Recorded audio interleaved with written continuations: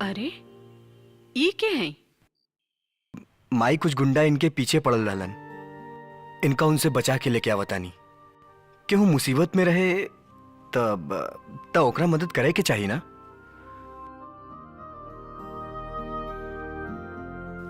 आवा आई आवा।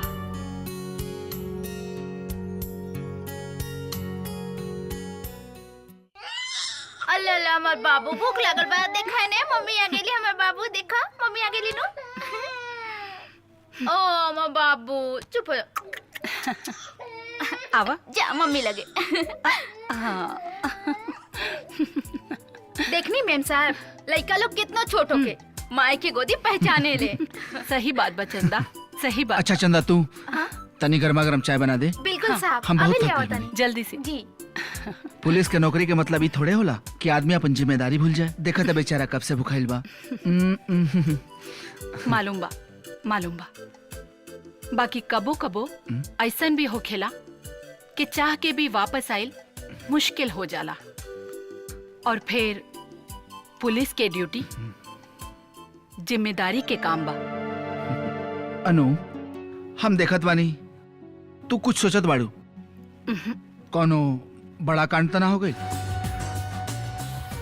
एगो लड़की के बारे में खबर मिलल बा कि ओकर जान खतरा में बा और अब तलक ओकरा बारे में कुछो पता ना चलल। अभी तक ओकरा बारे में कोनो खबर ना मिलल।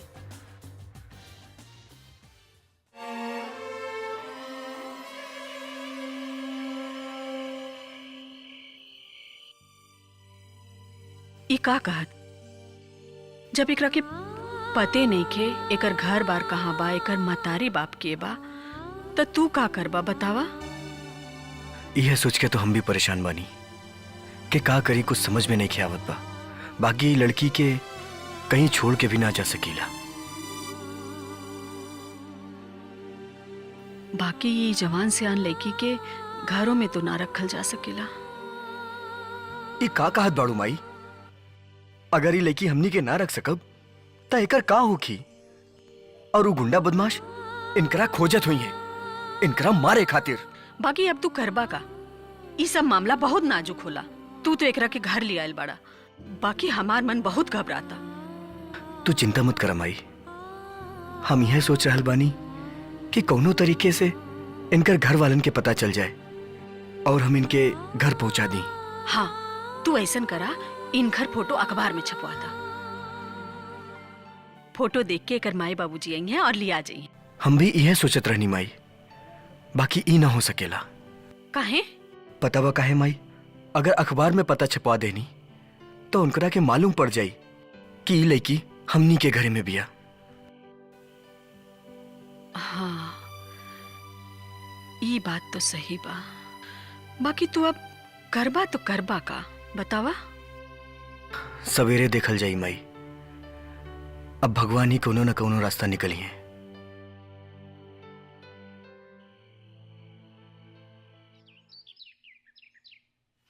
ओम भूर्भुवस्सुः तस्य वितुर्वरेण्यं भर्गो दिवसे धीमहि धियो यो न प्रचोदयात्। ओम भूर्भुवस्सुः तस्य वितुर्वरेण्यं भर्गो दिवसे।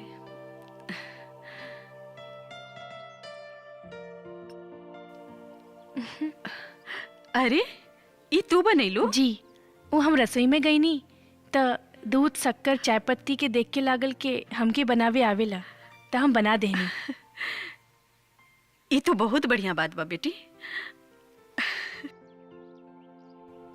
तू जेकरा भी घरे के बाड़ू तोहरा बनावे के तो सब कुछ आवत होगी। बस बात इतने ही बा कि रउआ के कुछ याद नहीं खे।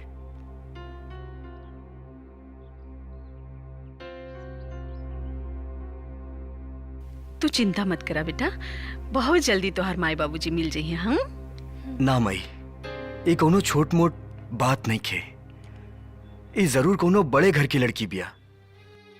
तभी इनका मारे के वो गुंडा लोग लागल रहलन। जरूरी बात में कोनो राज बा।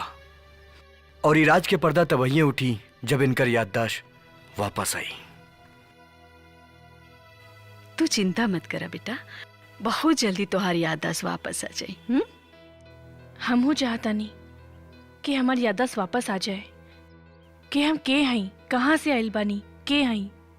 बहुत कोशिश कईनी बाकी कुछ याद ना आइल। मत रुआ बेटा, हमरा के भगवान जी पर विश्वास बा, बहुत जल्दी तू अपन माई बाबूजी से मिलबू। बेटा कुछ कर, कैसा हूँ कर, एकरा के एकर माई बाबूजी से मिलवा दे। कहाँ मुसीबत बा, ना पुलिस वालन के पास जा सके नी और ना अखबार में छपवा सके नी। चला देखा तानी। त तोहनी सब ये एरिया के गुंडा बाड़ा और तोहनी सबके ई ना मालूम बा कि ऊ रात लड़की के रहल और ऊ गुंडा के रहल। हम कसम खा के कहते नहीं सरकार, हमने के कुछ नहीं के मालूम, कुछ नहीं के मालूम।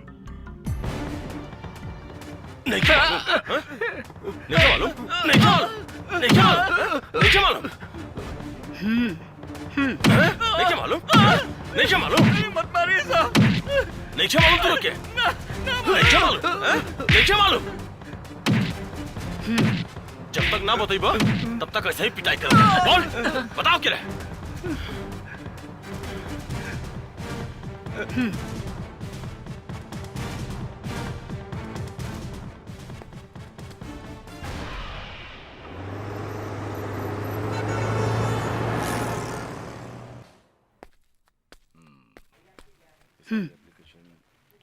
का भइल?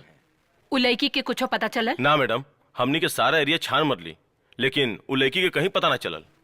त का एकर मतलब ई मानल जाए कि गुंडा उ लड़की के उठा के ले जाए में कामयाब हो गईले? ऐसा कोनो खबर नहीं मिलल। आखिर उ लड़की गईल कहवा? ओके जमीन तना खा गईल होखी, कुछो ना कुछो तो उ लड़की के संग भइल होखी ना। रउआ सबसे पहले ई पता लगाई कि उ लड़की के बिया और कहवा के रहे वाली बिया। ऐसन करा कि सबसे पहले ई पता लगावा कि आसपास के इलाका में कोनो लड़की गायब तना भइल। जी हमार बेटी का पता लगाई मैडम, वो 2 दिन से गायब भी है, पता लगाई। राउर बिटिया 2 दिन से गायब बिया, रउआ रिपोर्ट लिखवावे आ जा रहल बानी। मैम साहब, इज्जत के सवाल बा, हम खुल के केहू से बता ना सकेली कि हमार बिटिया घर से गायब हो गई बिया, लेकिन अब तो सबके मालूम हो गई। अगर हमार बेटी के पता ना लगल तो हम केहू के मुंह दिखावे लायक ना रह जाई मैडम। घबराई मत, सब ठीक हो जाई। रउआ अपन बिटिया के कोनो तस्वीर ले आइल बानी? हाँ हाँ, लाइल बानी।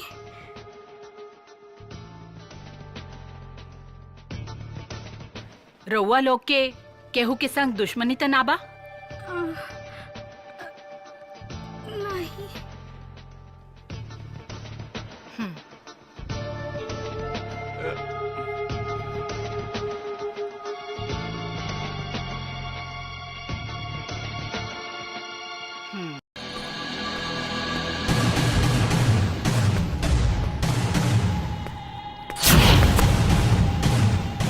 का भाई, कुछ पता चलल? कुछ ना मालूम चला। ओके तो इजे कहीं जो जाके ढूंढ।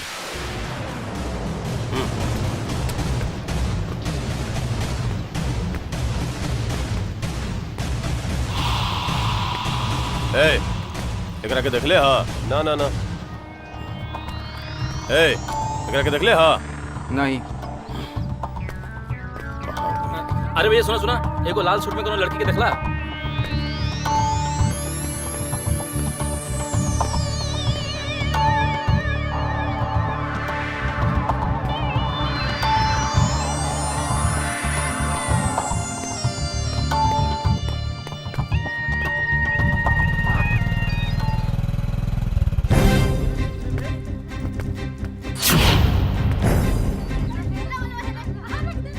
ए बेटा, एकरा के कहीं देखले हा?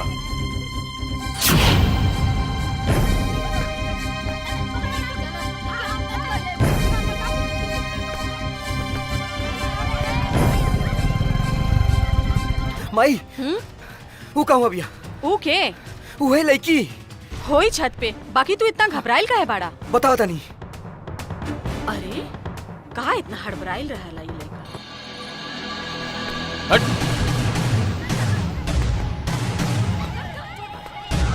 तेरे कहाँ ढूंढल जाए लड़की के?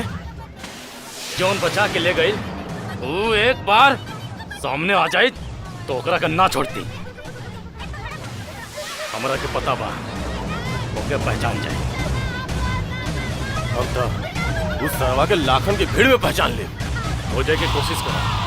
हम हूँ ओकरा के खोजे जाता नहीं।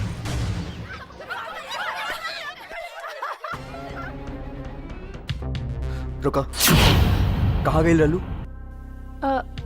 छत पे। एगो बात समझ ली, आज के बाद ना तो तू छत पे जाइबू और ना ही बाहर कदम रखबू।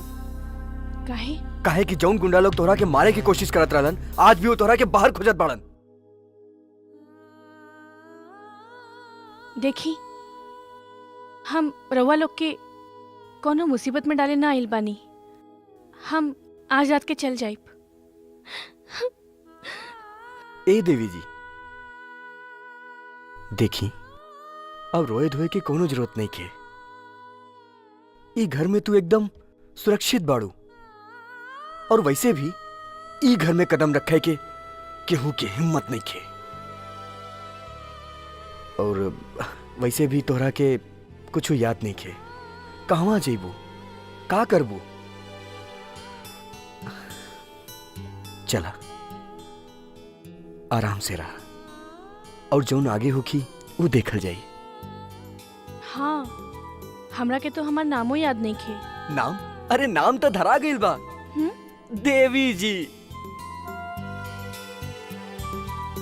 और वैसे वो लोग कहीं रउआ के पहचान जाइता?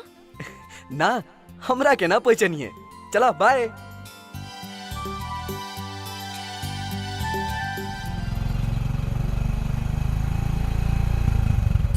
अरे रुको रुको, कहाँ घर है बबुआ? बड़ा कायदे कानून के पक्का लगा तड़ा। बड़ा हेलमेट बेलमेट लगा के चला तड़ा। काहे? रउआ की हेलमेट से कोनो तकलीफ बा का? तकलीफ तो नहीं खे बा, बाकी ई तहरा बाइक से चौराहा तक जाई है और तोहर चांद जैसन मुखड़ा देखी है। पिछली बार बिना सोचले समझले एगो बाइक पे बैठ गई नहीं। दरोगा जी का बाइक रहे, सीधे पुलिस स्टेशन जाके रोक दहले। हेलमेट उतार और मुखड़ा दिखाओ।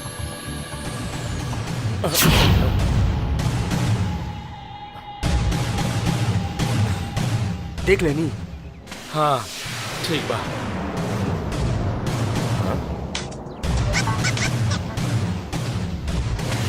चल बाद में बात करते नहीं। चल बबुआ, चल जल्दी कर। चली।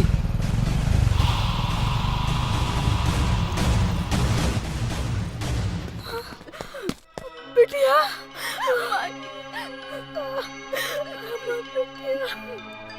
का यही रहुआ की बिटिया बिया? हाँ मेम साहब, बहुत बहुत धन्यवाद राहुल कि हमार बिटिया मिल गई। का मामला बा? कहवा मिली ये लड़की? रेलवे पुलिस पकड़लस। आज घर घर में सोशल मीडिया घुस चुकल बा। सोशल मीडिया पे दोस्ती भइल, फिर ओकरा बहकावे पे ई लड़की भाग के मुंबई जात रहल। बाकी रेलवे पुलिस उ लड़का के गिरफ्तार कर लेहलस, जौन पहले भी कई कांड कर चुकल बा। रेलवे पुलिस ई लड़की के पुलिस के हवाले कर देहलस, लेकिन शर्म के मारे ई लड़की अपन घर के पता भी ना बता पौलस। पुलिस एकर तस्वीर सब पुलिस स्टेशन में भेज देले रहल, यही खातिर एकर पता तुरंत लग गई।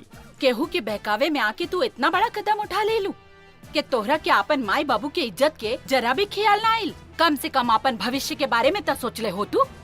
देखिए हमार बिटिया, आज तकले हमार बिटिया कबो घर के बाहर कदम ना रखला। अच्छा, जे घर के बाहर कदम न रखले और इतना बड़ा छलांग लगावे की कोशिश कैलेस।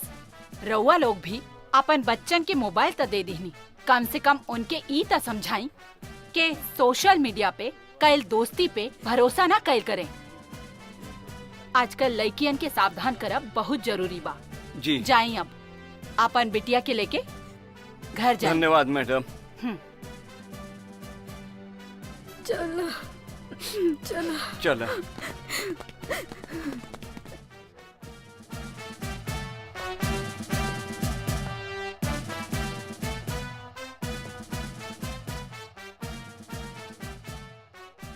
इनका देख के तो हमरा के लागल कि कल रात वाली लड़की इनकर बिटिया होगी, बाकी वो तक केहू और ही निकलल।